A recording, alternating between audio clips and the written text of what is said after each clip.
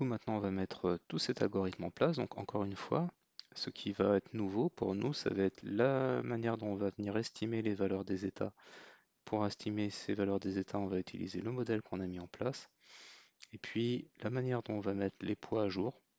Les poids, en fait, sont des poids à l'intérieur du modèle, ils sont internes au modèle. Et du coup, eh bien, c'est l'optimiseur intégré à Keras et TensorFlow qui va venir mettre les poids à jour dans ce modèle lors des itérations. Alors, on peut regarder à quoi ressemblent les poids. Par exemple, mon modèle, est-ce que je lui ai donné un nom? Donc là, en fait, je lui ai donné un nom. Je vais mettre modèle égal création, mon modèle égal, hop là, je vais juste venir créer ça, voilà. Et du coup, mon modèle contient différentes couches, donc je peux venir itérer les couches. Donc je peux venir itérer. Ça me permet de venir itérer les différentes couches du modèle. Donc je peux imprimer par exemple les informations sur les couches. C'est énumérate.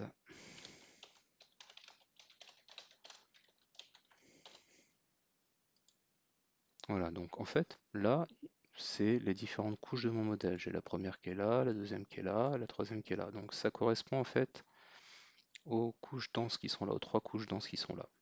Et puis ensuite, ce que je peux imaginer faire, eh bien, c'est récupérer les poids. Donc chaque couche a un poids. Donc là, par exemple, je peux venir récupérer les poids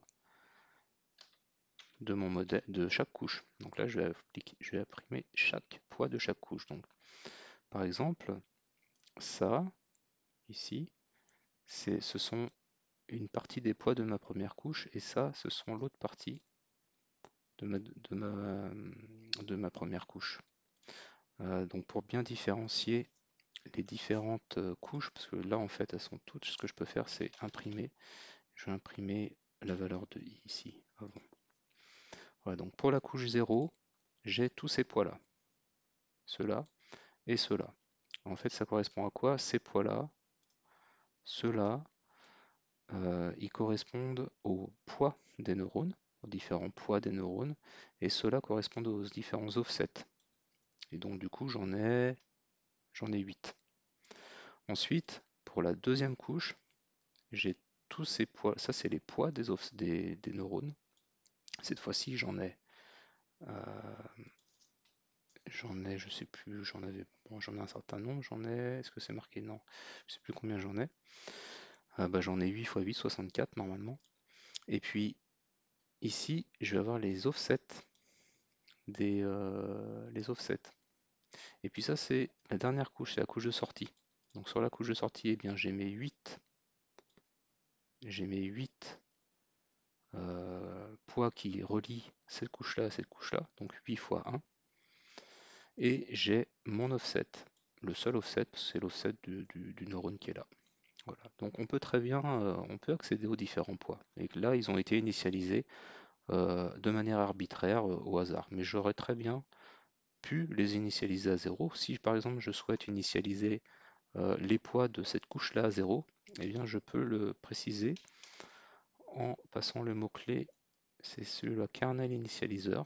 Là, par défaut, il est sur Glorot uniforme. Glorot uniforme, ça utilise des, des valeurs uniformément réparties à partir je crois que ça tire des valeurs normales, à partir d'une loi de probabilité normale. Mais je peux très bien mettre 0. Si je souhaite mettre les poids à 0. Et dans ce cas-là, si je réaffiche les différents poids, et bien cette fois-ci, mes poids de ma deuxième couche ils sont initialisés à 0. Et puis je pourrais très bien initialiser par exemple les poids à 0, mais les offsets d'une autre manière.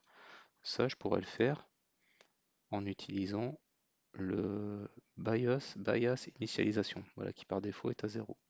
Et puis je peux très bien, si je le souhaite, ne pas mettre les offsets, mais juste les poids. Donc du coup, là, je pourrais très bien mettre use bias. Par défaut, il est à true, donc ça veut dire qu'il va utiliser les poids.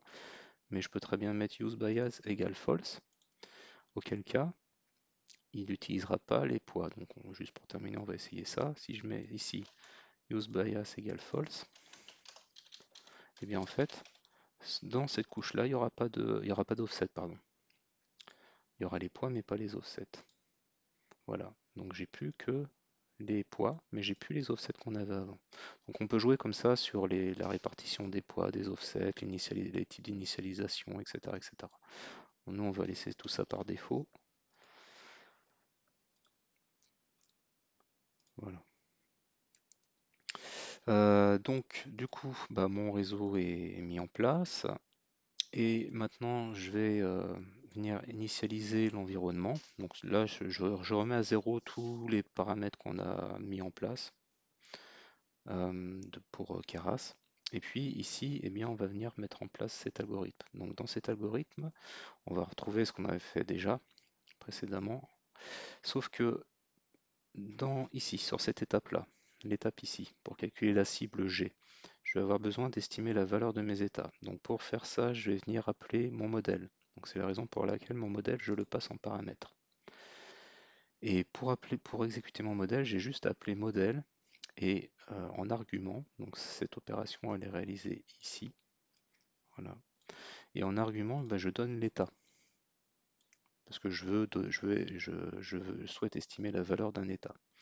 Et en fait, lorsqu'on utilise des réseaux de neurones, il faut faire en sorte de normaliser les valeurs d'entrée pour qu'elles soient comprises entre -1 et 1 ou entre 0 et 1, et on peut aussi éventuellement, si on le souhaite, les normaliser de manière statistique, c'est-à-dire leur donner une valeur moyenne nulle avec un écart type de 1, des choses comme ça. Et on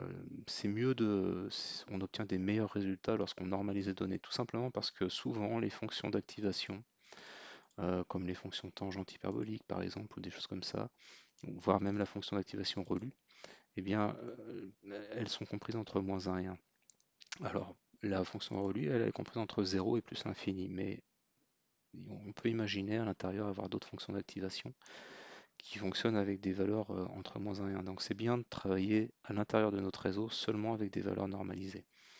Donc du coup, ici, je viens normaliser les valeurs, un peu comme de la même manière que ce qu'on avait fait avec les bases de Fourier. Je normalise mes valeurs d'entrée. Et autre petite subtilité, c'est que le modèle, il prend en entrée un tenseur au format TensorFlow de dimension non,1.